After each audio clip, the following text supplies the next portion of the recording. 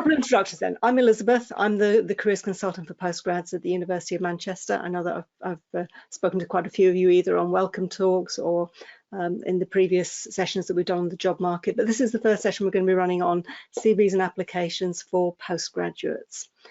I am more than ably assisted by Sarah. Sarah, do you want to have a quick introduction to yourself?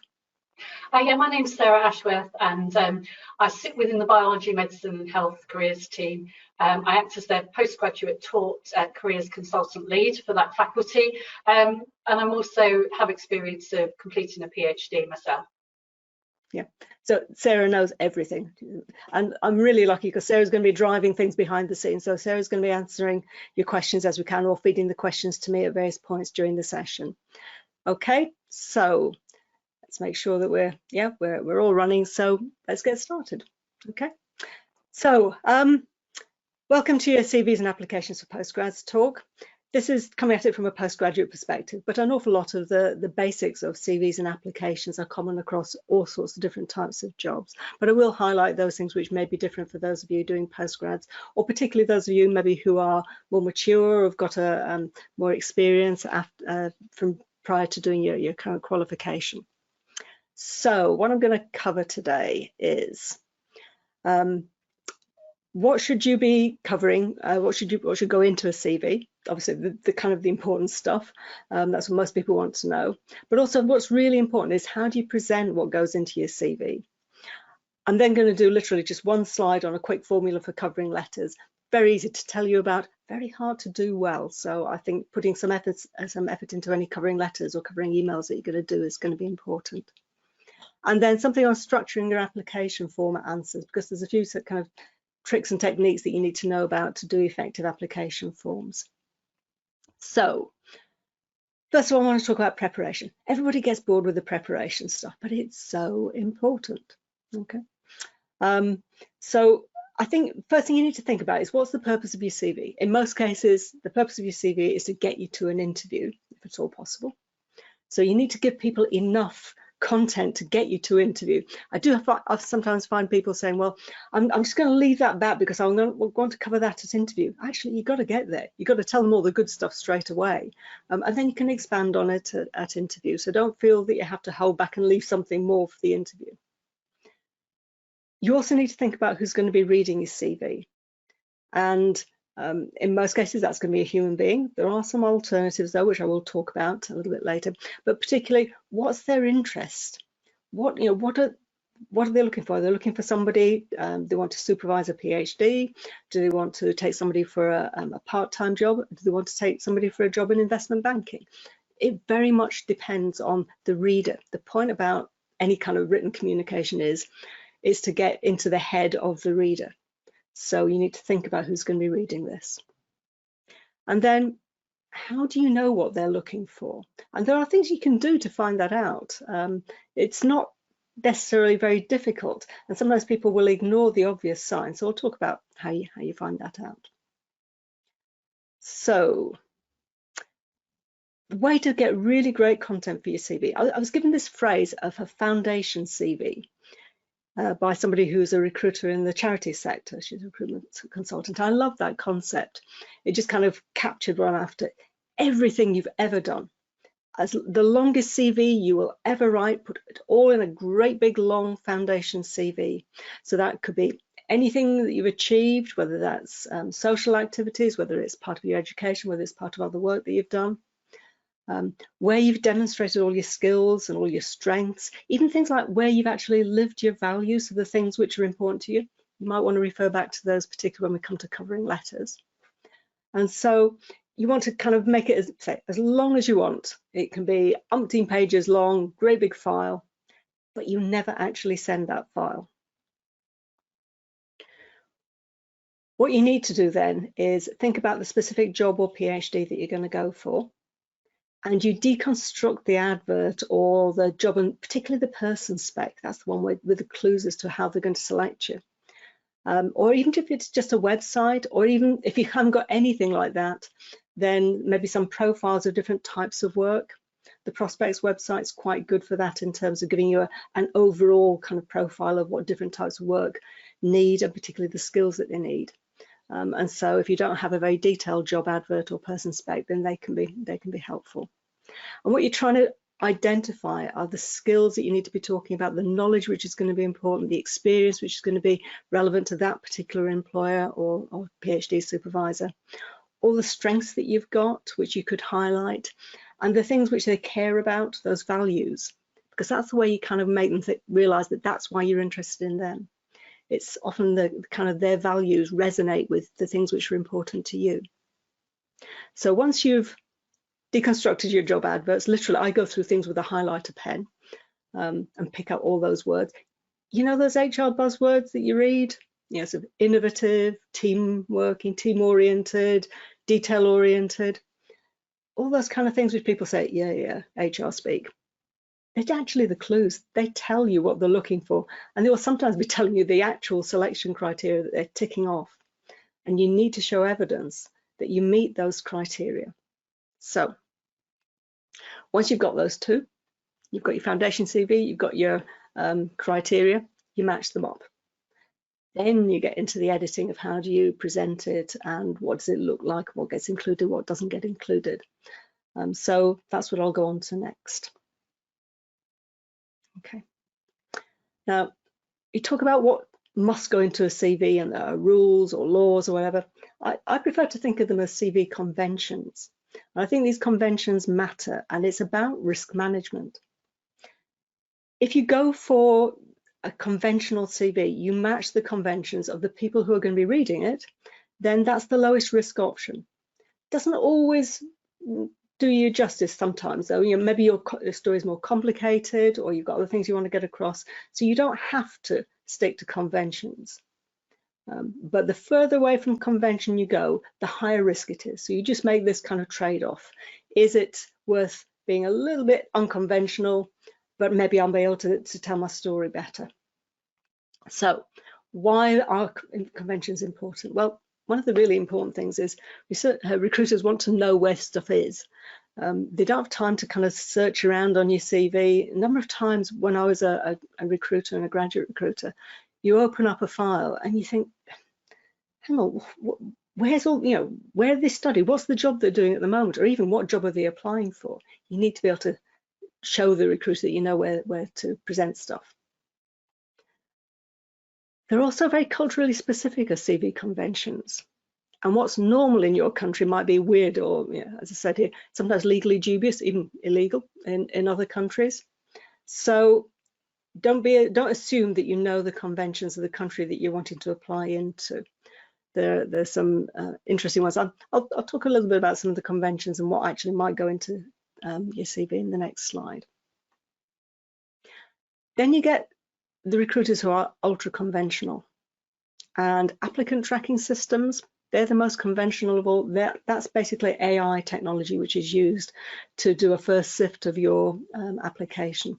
Again, I'll go into more detail a little bit later on, but I think it's worth pointing out that they're very, very conventionally set up, and so you know you're not going to have a human being getting involved in looking at your CV in some cases until a little bit further down the process.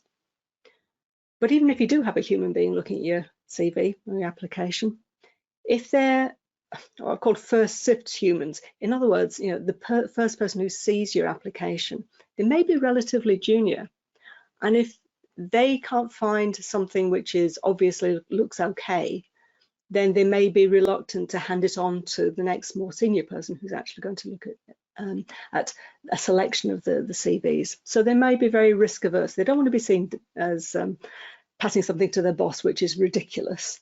So that's not a good reason why you might want to keep to conventions. So what kind of conventions are there? Well, there's a few conventions which I just want to highlight. Okay, questions I often get asked: how long should a CV be? Well, it can be 1 page, it can be 2 pages, or it can be 35 pages. All of those are conventional, depending on the application, depending on the job that you're applying for and who's going to be reading it. A 1-page CV in the UK is perfectly normal for, you know, part-time temporary job. On the other end of the spectrum is actually what's liked a lot by some of the real top-end recruiters, highly competitive, things like investment banking, consultancy, where they want one amazing standout page, no waffle, get to the point.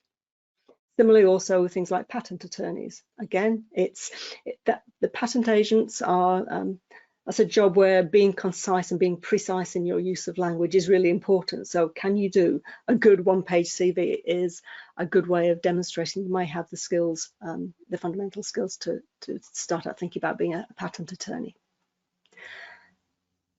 Two-page CV is conventional. That's normal for most graduate jobs, for most jobs, however much experience you've got. If I was applying for a job in another university, I've got many, many years experience, I would still go for a two-page CV. It doesn't expand the more experience you have, you just have to edit down and focus on what's important to the reader. They don't need to know what happened to you 23 years ago, necessarily.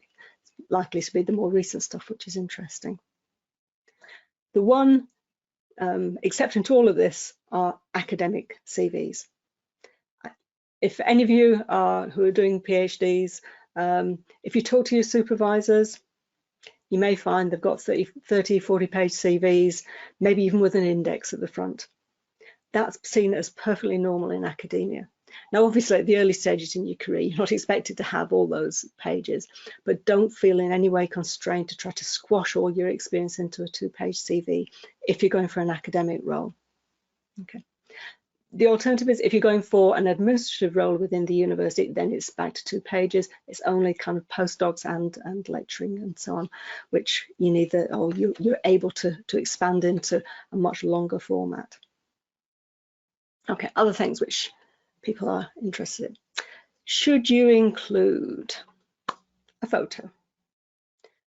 In the UK, no, basically. Maybe if you're doing, kind of an acting job, that's when you might need a photograph. But in most cases, and certainly for most business cases, you really would not expect to have a photograph. In fact, sometimes it can be seen as a bit amusing when somebody sends a CV with a photograph and everybody in the office has a laugh first. So avoid those. Some other, however, in some countries, it's absolutely required. And this is what I mean about different conventions for different countries is really, really important. So what's not conventional in the UK for a CV is different to a US CV, which is different to a US resume. A Belgian CV will be different to a French CV. So you do need to really look in detail at what's expected. Okay, would you put your age in your CV? Well, most people don't put their age down, but they might put date of birth. But even that's become less conventional and really not covered in the UK. Certainly, I'd be really careful about putting your date of birth or age on any application which is going for the USA or for Canada, anything in North America where they've got much more sort of age discrimination legislation. And so in those cases, then you do want to make sure that you don't have your age on there. Okay, nationality. You might want to put your nationality on there. But what you're really trying to tell the recruiter is, do I have the right to work in the country in which you're operating? And so if, for instance, maybe something to do with your nationality might make them assume that you couldn't work in the country that you're going for. However, you do have the right to work in that country. Think of some way of presenting that information. That's what they're really interested in, not so much your nationality. It's, can I legally employ you? Details of referees? Well, possibly. They're not always required, certainly at the early stages in an application process. So you may find that, so in some cases, people don't actually take up references until they're at the point of wanting to offer you the job, in which case they will ask you for references directly. So very often it's perfectly okay to have either nothing at the end of your CV in terms of referees, or something like references available on request.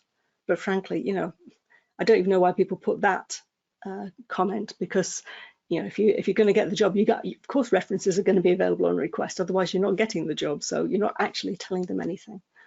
The only other thing is where maybe if you're going for an academic role, then references are generally required, and generally 3 referees rather than 2 referees. Okay, should you put a career objective or a personal profile down there? Well, the one that I've got on the screen at the moment, this personal profile, is an example, I think a fairly good example of exactly what you would not put on a CV. It's an awful example. So a talented, ambitious postgraduate, boundless energy, excellent team worker, those kind of things. It tells you nothing. It's full of vague waffle. And most HR people will just look at that and think, yeah, talented, ambitious, excellent communicator. I'll be the judge of that, sunshine. Tell me what you've done. Okay. So they can work okay if you're very specific about what you've got to offer for that particular role and you make it clear what you're looking for. But they're not generally not a requirement. Again, I'll talk through a couple of cases where it might be most appropriate a little bit later, where we show you about what should go into each different type of CV. And then would you put details of your publications or presentations? That's particularly for those of you who are doctoral researchers. If you're going for an academic job, absolutely, obviously. If you're not going for an academic job, well, it depends. If you are going for a role which is maybe a technical role in an industry where a lot of people will have a PhD, then having maybe an edited or a summary of any publications you've got will demonstrate your ability to be a professional researcher, which is great. However, the sad fact is that although that's the way that academic success is measured, outside academia, most people think, well, papers, what are they and why would they be relevant to me? So if you're going for a job which isn't directly related to your PhD, then you may want to just say maybe 2 first name publications or something of that sort, rather than going to the detail and giving them all the full kind of references. Okay, so I'm going to pause there. Sarah, are there any particular questions that you want me to deal with now? Yes, we've got a few questions actually, Elizabeth. So one was from another Elizabeth asking, would you put references on a 1-page CV, which I think you've probably answered. Obviously, if you're close for space. Yeah, it depends. I mean, if you've got a really amazing standout 1-page CV and you've got a referee who everybody who's reading the CV will have heard of, you know, if you're going for a law job and you've got a judge as one of your referees, you know, those kind of things could go on there, a QC or something like that. It's kind of helping you, but in most cases you wouldn't need it, but not at that stage. Okay, I have another question on referees. So Chris was saying, returning to education, and for an academic application for a PhD, they'd need 3 referees. Who could they ask, given that it's been some time since they've been out of the academic environment? Oh, right. I'm going to ask you your opinion on that one as well, Sarah, being my guru here. In terms of applying for a PhD, it could be people that you've, you know, going back to your undergraduate days, but it depends on how far ago that was. That might be a very long time ago. It could be your personal tutor within your master's program. As soon as you've got any kind of either dissertational project supervisor, that absolutely would go on there. And it could be somebody who's one of your, it could be one of your lecturers. I mean, you can still use people who have been your employers as well. It depends on whether they, what they would be able to say, which would demonstrate your ability to go in to do a PhD. So that's really what they're trying to give them. What do you reckon, Sarah? Yeah, I mean, I think it can be a tricky one, and I was just saying to Elizabeth before we started the session, I've spoken to a few master students who've asked me that very same question. And I think particularly with the slightly later start, it has made it difficult because universities don't seem to have delayed their deadlines for PhDs, and despite starting the master's programs a little bit later. Yeah, I mean, I think I'd agree with everything you said there, Elizabeth. Program directors can be a good place to start. You know, if you're not sure who to ask, then talking to the programme director about who might be the most appropriate person to speak with. But yeah, ideally, if you can go back to your undergraduate, then it'd probably be good to have one current and one undergraduate, and then look to develop a third who's going to be based here at Manchester, which would naturally be a dissertation supervisor, as and when you've got those. But the struggle is whether those will come in time for the PhD deadlines. Yeah, I suppose the other really important thing to think is ask the potential PhD supervisor what they would prefer. You know, it's a good idea to get into dialogue with your potential PhD supervisor if you can, and that's a very practical thing which you can be asking them for a choice of, would I use this person, would I use that person, what would help you most in making your decision. So that could be a good excuse to get in touch with them directly and try to have a conversation with them. Okay, so I've got another question here, Elizabeth, about high risk content on your CV. So and this is from Hassan, who said that, you know, that they feel that you can learn a lot from a whole range of experiences, and sometimes you learn even more from negative experiences. However, it's usually fairly unconventional to include these in your CV. Would you consider that a high risk content? Yeah, I guess it's how it's going to be perceived by the person at the other end. If you're in an interview, it's easier to be able to gauge how that's coming across if you're talking about maybe things where you've had to be resilient and had to get over problems and so on. So those can be really good things to be talking about at interview, because what you're always focusing on is what's the positive end result, not so much the negative stuff you were trying to get away from. So I think that's hard to do, drawing attention to the negatives.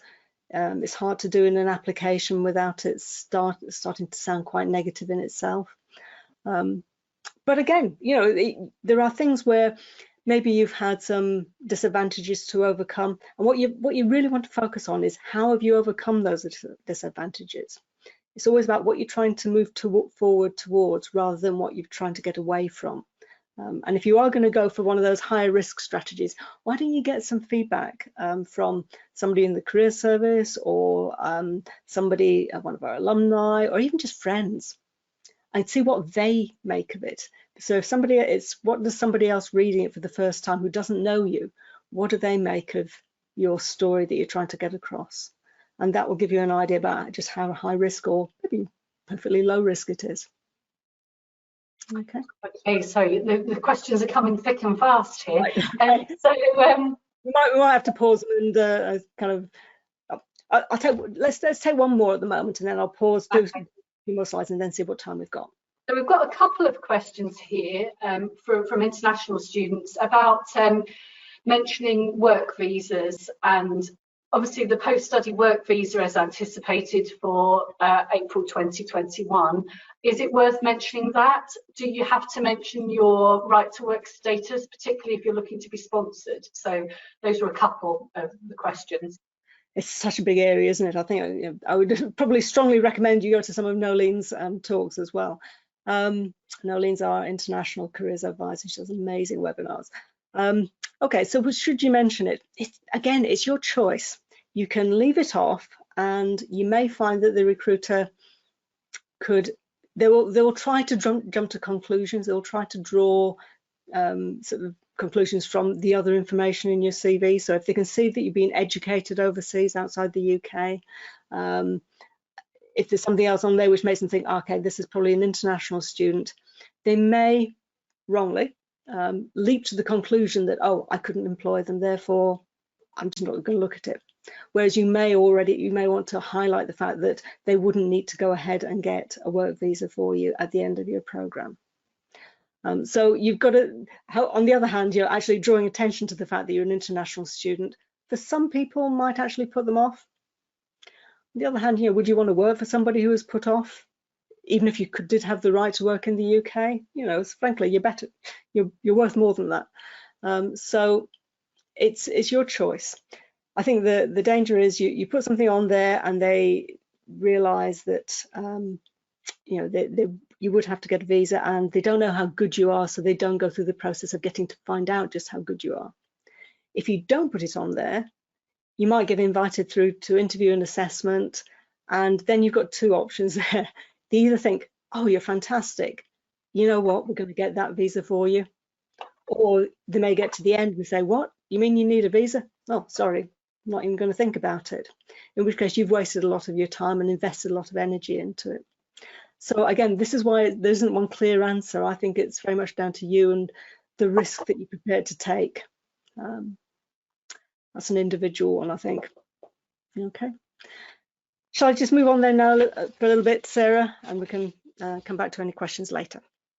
Okay, so what I want to do is just briefly talk to you about 3 different types of CVs and the format, what will go into those CVs. So again, the low risk conventional one in the UK is, oops, there we go, the chronological CV. And by chronological CV, we actually mean reverse chronological CV, just to make it awkward. So the kind of things you'd have in a chronological CV, you'd start out with your personal details, very brief, your name, how do you contact you, and increasingly that's not, you're not even putting addresses on there, maybe just the city or town and country that you're in, but more your email address, phone number, LinkedIn profile potentially on there. Then you've got things like your education, and this is in reverse date order, so the most recent goes at the top and you move backwards. You don't necessarily have to cover very early stuff. If you have GCSEs or the early kind of age 16 type qualifications you did were a long time ago, maybe you don't need those. They will certainly go off if you're going for experienced hire type roles. Then you've got your work history, and you might want to split this into relevant and other, not irrelevant, but other work history. In fact, you can actually have that down as, say, engineering experience, other experience. So in those cases, what it means is you can separate those two out. They're still within those sections. They will be reverse chronological order, so most recent first, going backwards. But for instance, if you've got a part-time job at the moment doing some tutoring, but you do have 2 years engineering experience and you're going for engineering jobs, you don't want your most recent work history, which is your tutoring experience, to be at the top, but your engineering maybe kind of drifts onto the second page. What you want to do is separate those out so you can get that relevant experience on the first page. Now, as you can see, I've mentioned there that those two sections, the education and the work history, can swap around, and they will swap around as soon as you become experienced.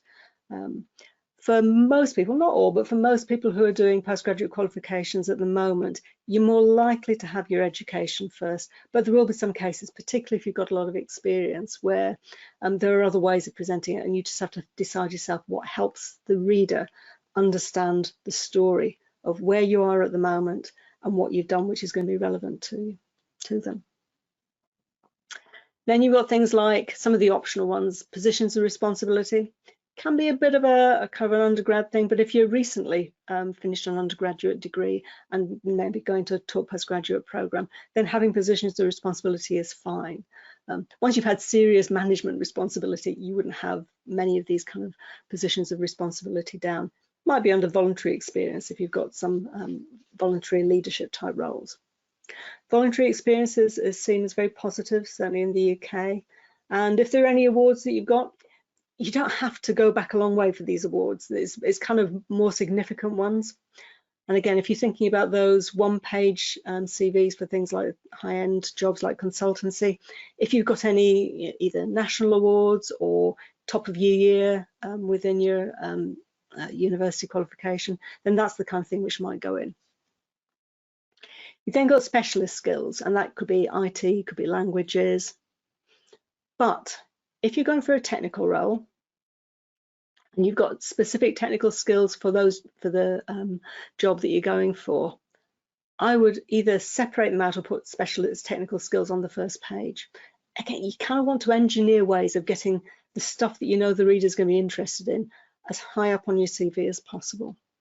So you might have technical skills, sort of laboratory skills on the first page, and then other skills on the second page, which is just kind of your basic IT or languages. Interests, hobbies is a little bit kind of old-fashioned. certainly interest sounds a bit more contemporary in the UK. And that's used just to kind of give you a rounded picture of who you are. It's trying to show the skills that you might have in a different context, maybe to work, but still demonstrating skills which might be useful to an employer. And then you've got references, as we've talked about, or not at all. Okay. Excuse me. Okay, so academic CVs. Now, academic CVs, I say, law unto themselves. They are very different to non-academic CVs in terms of the type of content and the depth of the content that you're looking for. So yes, you'd want your name and contact details. I'm not going to go through each one of these in details because they are very specific, and there's a lot more detail if you have a look at our website called An Academic Career. So the web address is on there, the QR code will take you direct to that website. And there's a section which is specifically about making applications and CVs. And what we did was we went and interviewed many early career academics at the University of Manchester, got copies of their CVs, and then asked them about what goes into their CV. So you've got a detailed list of all the things which could go into an academic CV. So obviously you do need things like your education, probably your research interests, any conference papers, or certainly publications if you've got them, which is fantastic. Not everybody does at the early stages, but if you have them, that's great. Teaching experience, that can be particularly useful. And then any other kind of administrative experience. You might want to, probably want to put in their work history. However, if it's kind of standard part-time temporary student work, most academics aren't that bothered about it, frankly. And surprisingly, even professional level work isn't always as exciting to academics as you might think. They're often far more concerned about your research interests and what you've done since you've been doing your research in academia. Memberships of professional organisation, professional bodies, so IMechE, IChemE, Society of Chemistry, people, places like that. Any prizes and awards, obviously academic based, would be useful. And then any other kinds of relevant qualifications for the type of work that you want to do. You might want to put personal interest down there. Again, I wouldn't put a lot on there. I wouldn't have something which looks like it's going to take up an awful lot of your time, because frankly, you know, they might want you to work 24/7 for them. But sometimes, I mean, you know, I'm being a bit cynical here, but I know academics who are lovely people who will bond with you over your personal interests. So it's difficult to predict. I would say maybe have them on there. Don't make them something which is too time consuming, but it'll make you feel like more of a rounded person. And we've already talked about the referees, 3 or more. Okay. Then you've got this version, this kind of chronological hybrid CV. This is something which I find myself more and more suggesting to people who come to see me about applications where they've got a complicated story to tell, or they're partway through their career. And this can be a way of trying to highlight to an employer what you've got to offer for that particular role. So personal details, same as before. This is where you might have a personal profile, very specific evidence, targeted personal profile. So saying specifically what you've got, which is relevant to the job and what you're aiming to go into. Only 2 or 3 lines, nothing much longer than that. And then if you can pick out some of the key skills or key achievements that you've had, keep them bullet pointed, but target them specifically to the role that you're going to go for. That can be a way of making sure that within the top part of your CV, so right at the top of your CV, the first thing that people see is a short summary of who you are and why they should bother reading the rest, and then some really good hit you between the eyes achievements which make them think, oh, that's interesting. They've got, you know, they've obviously looked to see what we're doing, and this is something which we can use. Then you've got things like, the rest is pretty much the same, however it's shortened. So what you find is that instead of going to a lot of detail about your education or your work history, actually the examples, the relevant examples that you've got will have been moved up into those key skills and achievements section. So I think, you know, it's a way of kind of just taking the same stuff but pulling it into the top half of your CV. So you still have maybe positions of responsibility, voluntary experience awards, skills, and so on. In this case, those specialist skills which are important to the role would almost certainly have gone up into the key skills section, or at the very least onto that first page. And then you've got interests and references. And again, even the interest, there may be things which you've done which aren't part of your professional work or your education, which are going to be ideal for particular roles. That's where some of your examples may come from. So those interests may have gained some prominence there. Okay, let's talk a bit about what do I want to look at. So put yourself in the mind of the recruiter. As a recruiter, you get to see an awful lot of CVs, and very often it's kind of, would I want to read this? And I used to have the arm's length test. If you literally, in the days of pulling out a CV from an envelope, you look at it kind of arm's length and it just looks complicated and long, and it's maybe several pages long. You think, oh, I'll put that to one side and read that later after I've read all these other good targeted short CVs. So obviously we're not using paper very much these days, so it's probably the first click test. I would say edit ruthlessly. If you've got a lot of stuff to put on your CV, do not just shrink the font and have tiny margins. You just got to edit it. Putting things in columns makes it so much more skimmable. If you have short sentences, if you have bullet points, and you're kind of nice and lined up, it just means that you can quickly, with your eye, skim down and get the sense of who this person is. The bullet points are bringing your eye to the things which you know are going to be of relevance to that particular job. So that's a really important point in terms of the presentation. And then don't get fancy with it, you know, lots of capitals and changes of font and little flowers in the margins. No, keep it simple, professional. And again, I'll come on to the applicant tracking systems. That's a good reason for keeping these things very simple and professional. Again, as a recruiter, can I find the good stuff quickly? And there you want a nice logical structure to tell your story. So you want clear headings. You can change those headings. They don't have to be those kind of conventional headings, but just make it absolutely clear what you're looking for. And a really important part from your master's and PhD, don't just take your undergraduate CV and stick your master's on top of it as one line. The number of times I've seen a postgraduate CV with a one-line master's qualification and then half a dozen lines or longer for your undergraduate degree. Actually, you want to put the focus on your master's or your PhD, obviously. And then this bit about give the important stuff the space that it needs, the space that it deserves. And this is where getting the good stuff onto the first page is important. So it may be that you've got, say, some finance experience, but you've got other work experience. You want to make sure the finance experience is on the first page if you're going for a finance job. So this bit about maneuvering things so that you get hit between the eyes with all the good stuff on that first page is important. And then as a recruiter, I'm looking at this from the point of view of a junior recruiter, or even the HR manager who's thinking, I've got to give this to that really awkward senior manager in the company to look at, the people that they're going to interview. So could I give this CV to my boss test is actually quite an important test. And this is where things like, does it have perfect grammar and spelling come in? Because, you know, as an HR person, maybe an HR officer, do I want to pass on something which then has lots of spelling mistakes in because that reflects badly on me as if I didn't spot them? So this bit about 3 strikes and you're out policy, that's if you're lucky these days. You really need to have, as far as possible, perfect grammar and spelling.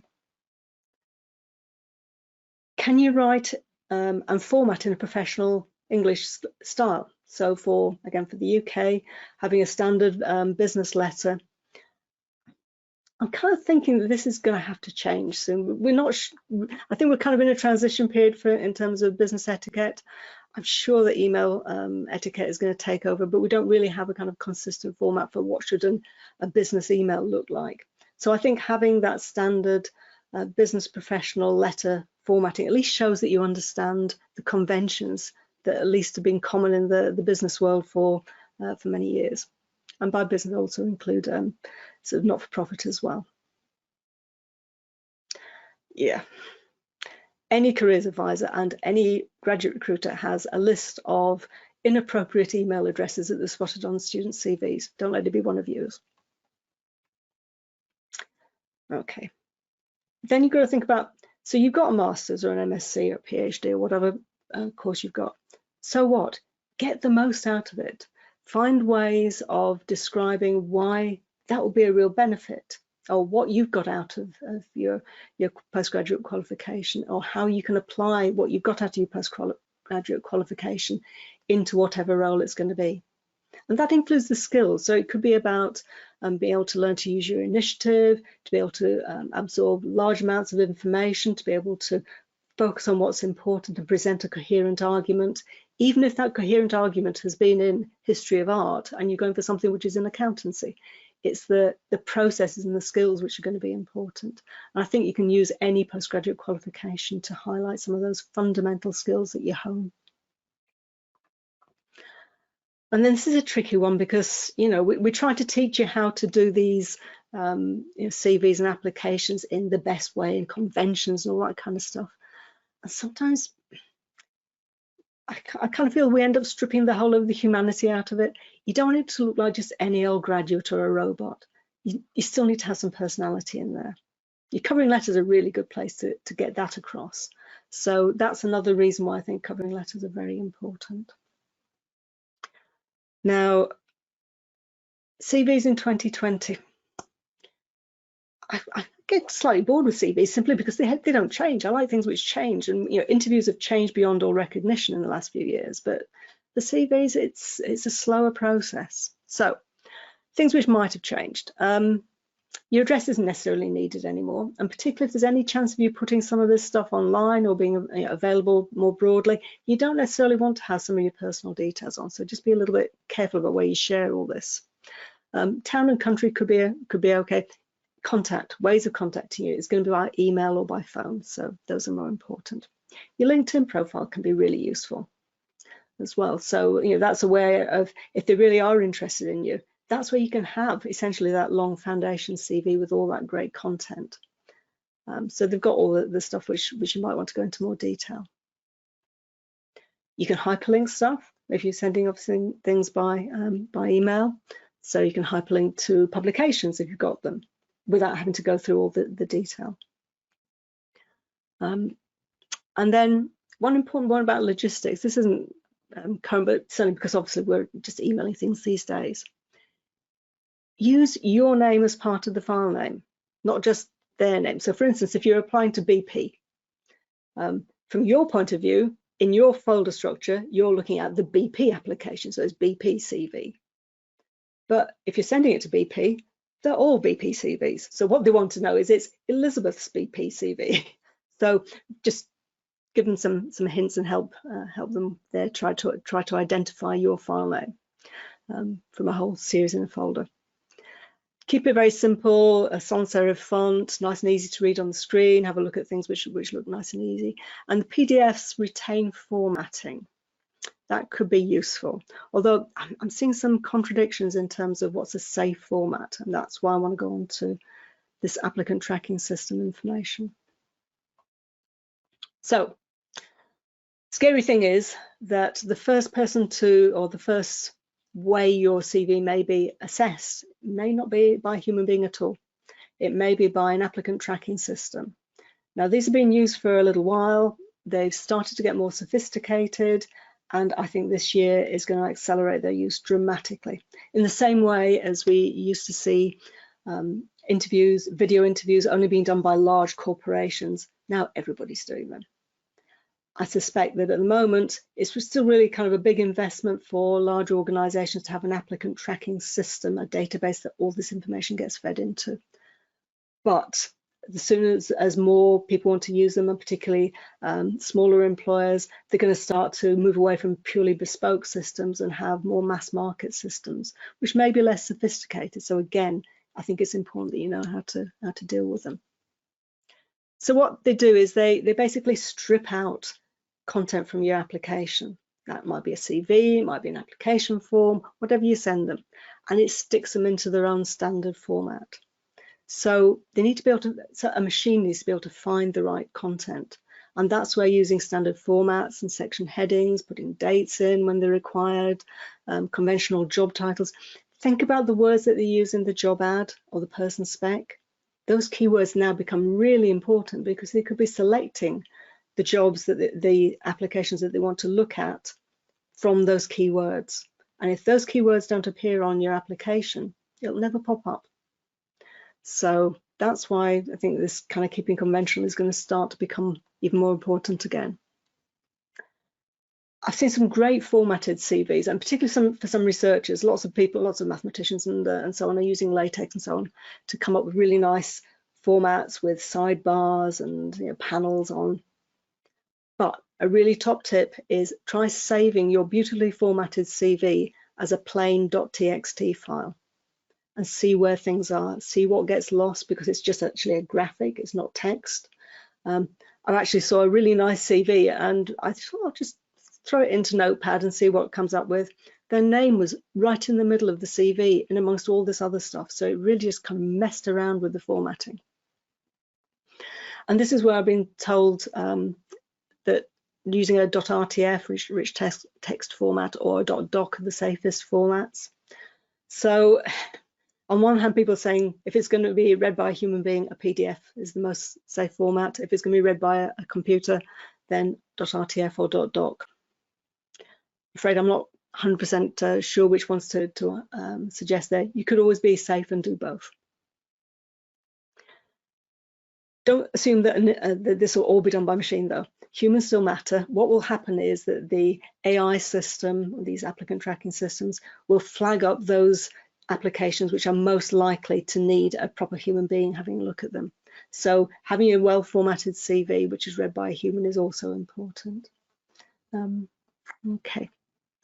Right, I'll pause there briefly, Sarah. I think we're going to be out of time because I've still got the covering letters and application forms to go, but are there any quick questions which you feel I should deal with right now? Okay, well, I've been trying to type away to people's questions, so I've been my fingers are on fire. But just some questions which I thought would be worth covering as a whole group. If academics are not your strong points, so perhaps you didn't get good grades in certain things, how would you address that in a CV? Okay, so if your academics aren't a strong point, if you've reached the requirement for the job, then it shouldn't necessarily be a problem at all. You don't have to put the grade of your undergraduate degree, or you don't have to list out all your modules with the grades, depending on the type of work that you're going to go for. So you can just have, BSc psychology, and then focus on your master's degree or your PhD. And I think particularly, I know I do come across quite a few people who are doing PhDs who have various hiccups during undergraduate days, but actually then you've got papers and all sorts of things coming out for their CVs. So it's kind of putting the focus on who you are now and what you've got to offer now, I think, which is more important. And don't necessarily draw attention to that one grade which was 30%. I know, I remember seeing a postdoc who literally at the very top of her CV, she was so fixated on that really one bad mark that she had a 30% mark for one of her modules in her undergraduate degree as the very first thing that she put on her CV. Leave it behind. Okay. Any other comments on that one, Sarah? Yes, so no, nothing to add there, but one which perhaps follows on a little bit. What additional information should I mention about my undergraduate studies? For example, title of thesis, courses taken. So what would be your advice there, Elizabeth? Okay, so I think this really depends on the job that you're going for. If you're going for something which is related in any way to either the technology or the knowledge that you gain during your undergraduate degree, then picking out key modules, so it could be modules studied include, and then just picking out one or two key ones which are relevant. Certainly things like your projects can be project or dissertations can be really useful. We think about, if it's not going for something within academia, think about rewording the way you describe it so it's described to a lay person. Even if you're going for a technical role, it depends on whether it's directly related or whether you think it's going to be somebody who is not technical who's going to be reading your CV and selecting you for interview. That's the key thing. So yeah, I would probably be picking out one or two modules and your project if they're not directly relevant to the type of role you're going for. So for instance, you've maybe got a biology undergraduate degree and you're going for something within a commercial role, then I wouldn't be going into all the detail of what you've done as an undergraduate in terms of modules, other than maybe pointing out any IT programs you've done or any business enterprise type programs, education type programs. The more scientific or technical terminology there is in there, the more it might actually scare people off a little bit, which I think is sad, given that I'm a scientist who went into non-science roles, but most HR people don't have science backgrounds. So I think just don't go overboard on the scientific terminology if you're going for non-scientific type roles. Okay. Right, Sarah, shall I just carry on to the end? Because what I am going to do after this session, we've got another session this time next week, and that's all about either some worked examples, which I'll show you, and also as many questions as I can possibly get through. So see Sarah's fingers, see how fast Sarah's fingers will be over the next 10 minutes or so. But if you don't get your questions answered now, don't worry, I'll take a copy of all those questions and I'll use those as the starting point for next week's session. Can I just say to Metahan, I am going to answer your question now. They've asked the same, they've put their question twice. I am coming to it. Excellent, right, thank you. Okay, so application forms and covering letters. So covering letters first. I think this is a really important one for anybody who's doing particularly speculative applications or making targeted applications to smaller organizations or specialist organizations where you don't have an online application process to go through. Very easy to say. I would say 1 page A4, unless it's for an academic role. That QR code will take you to a blog post which Stephen Gordon, one of our PhD applications advisors, put together on writing a covering letter for an academic role. Stephen's in the humanities and the arts, and he wrote a really nice blog post about how to put together a good academic cover letter. But still, some of the same things apply. If you can write to a named individual, not always possible when you're writing to a big organization, I know, but if you can, then that's fine. That's where a bit of, I would say, not so much cyber stalking on LinkedIn, but just looking at the profiles which are openly available on LinkedIn might come to your aid there. Then get to the point at the start. Who are you and what do you want? You know, why should they bother to read what they're going to read, which might be, you know, I'm due to graduate with a master's degree in X from the University of Manchester, with experience in Y, looking for a role in Z. Okay. Then you don't have to do them in this order. This is what I particularly prefer, but a lot of people do it in a slightly different order. I think at that point it's then, what do you have to offer? And think about 3 bullet points potentially of what are the key things you've got to offer for that particular role. You don't need to repeat everything that's on your CV. Having long narratives about it is, again, not particularly helpful. You just want to focus people on why they should bother to read your CV, why they should bother to read your covering letter. And then the 2 bits which most people miss out, but actually as a recruiter I think make a massive difference, is why do you want this type of work? Why do you want to come and work here with us as an employer? And that's where you can get your motivation, your values, something which resonates with them, rather than I've read on your CV that you do, I've read on your website that you are the top recruiter or the top employer in X business. They know, they wrote their website. They don't need you to tell them what they are. What they need to know is, why might that be of value to you? Why do you think it's a good match? And then again, the other thing to just avoid there is thinking, well, I've had a look at your website, and I think basically you'll do, you know, this is what I'm after, so okay, yeah, you can have my application. You need to turn it around a bit, so it's more about what I can do for you. I think, you know, I've been looking for something which will allow me to apply my skills in blah, blah, blah. So that's the kind of approach you might want to take. And then just a nice positive end result about, you know, a positive what should happen next. Okay, so, you know, look forward to hearing from you. I'm available at, you know, at your request for interview or whatever it is that's the position that you're in. Okay, application forms. Right, 3 main types of content, I think. There's the factual stuff, well, that's all that dates, jobs, education, all that stuff that's on your foundation CV. Don't just write CCV though. because they may not have anything, may not have your CV with them. Even if you had to submit a CV as well as the application form, they're very often held in different systems. And I've certainly had lots of problems where I've been trying to juggle files, trying to find files because people have just written CCV on the application form. Then there's the specific questions, and sometimes they will ask you to describe a time when, or give an example where, you know, for instance, where you've had to lead a group of people. And this is where they want a specific example to give credibility, to demonstrate that you've got the skills, that you've actually used the skills or experience that they're asking for within that role. Now, there's a nice little acronym to help you structure that. It's about content or context, actions, and result. Sometimes you see it STAR, situation, tasks, actions, result. But basically it's the same thing, either the context or the situations and tasks. It's the background, it's the setup. What kind of example are you talking about? But you need to do that as a shorter space as possible. It's the actions that you personally took to as part of this example, which is where most of your answer has to be, and then a very short positive end result.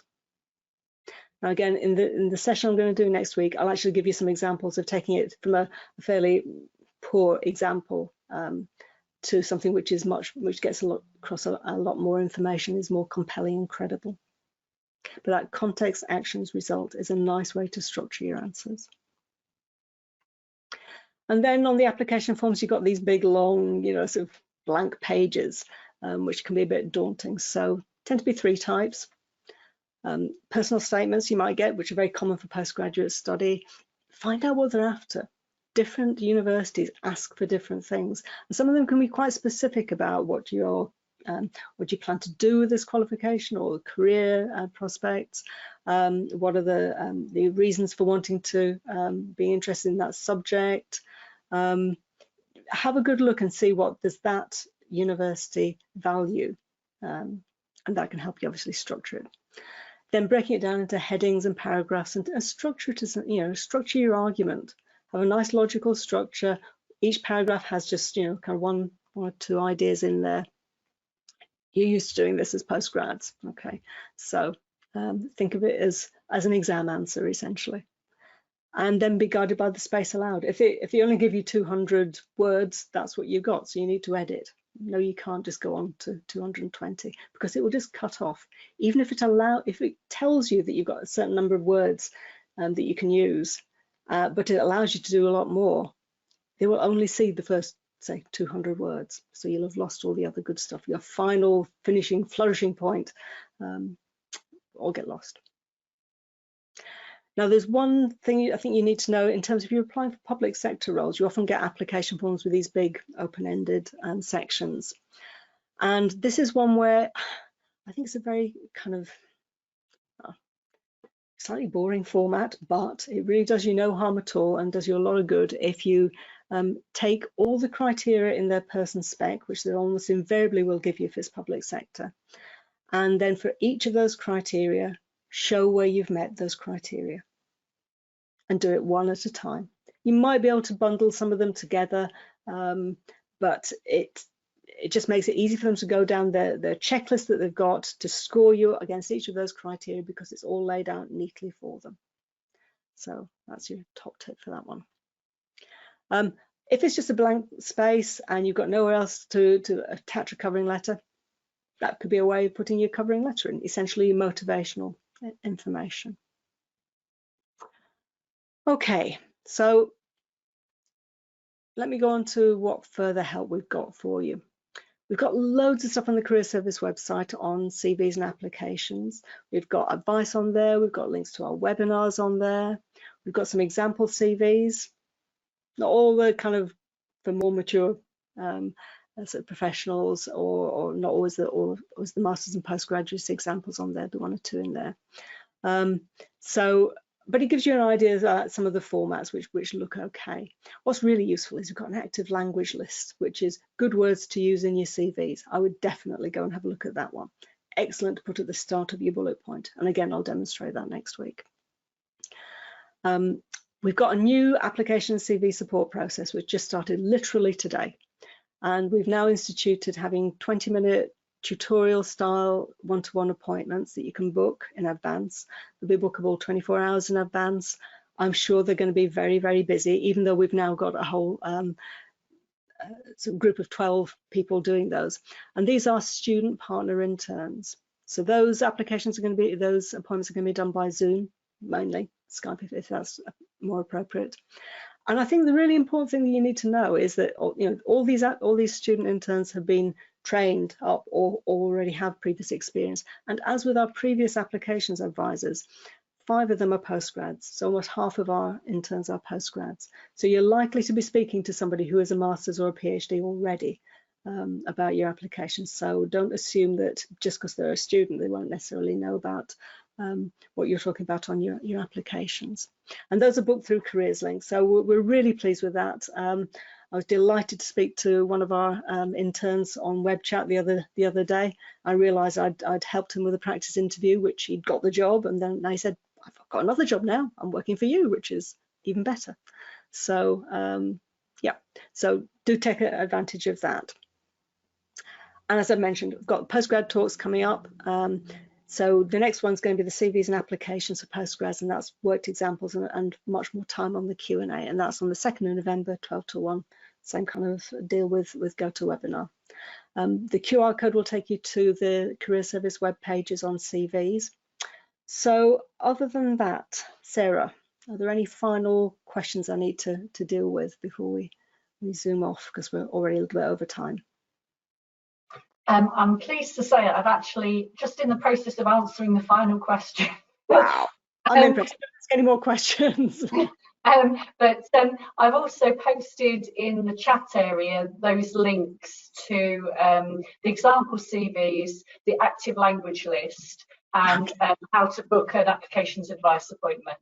So if anyone wants to click through on those to save them to their favourites, then they're there in the chat function right now. Okay. Yeah, I'd be really interested. I maybe ask next week, but I've been taken by just using QR codes for everything these days. It seems to get me on my phone straight to where I want to go anyway. So, and I spotted that. I remember asking some of our undergrads postgrads last year about using QR codes to get to the links, and they all just looked at me and said, "Well, obviously, we all do that." So I think maybe it's just as old people are less familiar with them. Okay. Right, well, thank you very much for your attention. I hope that's going to be useful to you. I will get these put online. For those of you who came to the job market talk or didn't manage to get to the job market talk, but the new talk postgraduates last week, then that video should be going online hopefully in the next day or so. It's been a bit of a delay as we were very busy running all the fairs last week. So look forward to seeing some of you next week. Thank you for your time. Okay, cheerio.